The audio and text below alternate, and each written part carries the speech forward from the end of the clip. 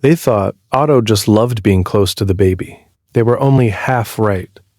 Jennifer Solheim had been a respiratory therapist for 8 years before her daughter Ottilie was born, which meant she understood breathing patterns better than most new mothers ever needed to.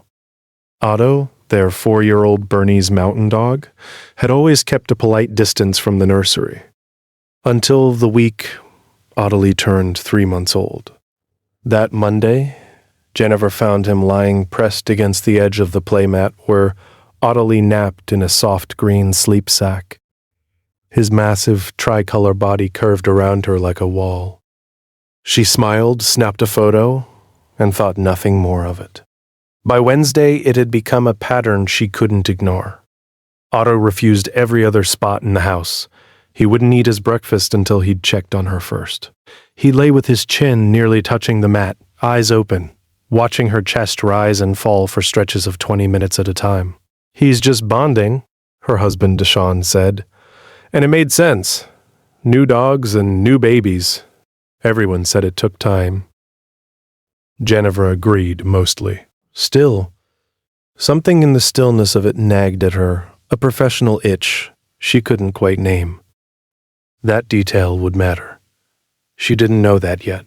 If you've ever had a pet change its whole routine around one specific person, you already understand why we tell these stories. Subscribe to the Midnight Watcher so you don't miss what happens next. On the 4th night, Otto did something he had never done before. He left his usual spot by the bed at 2 a.m. and pressed his nose against Jennifer's arm, whining low and insistent until she got up.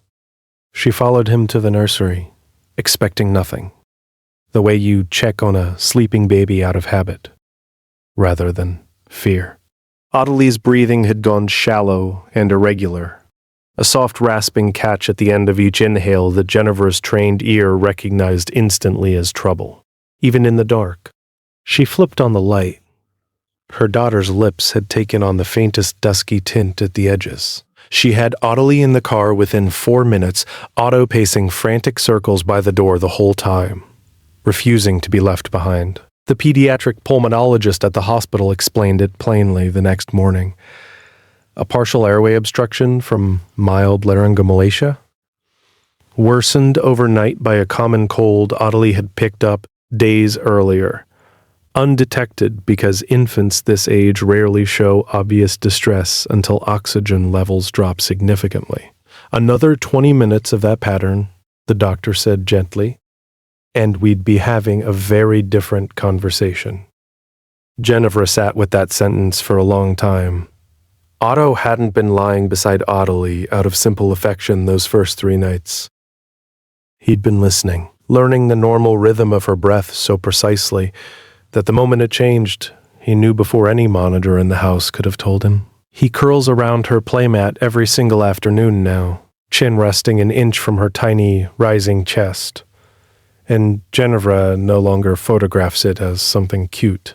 She understands now exactly what she's watching.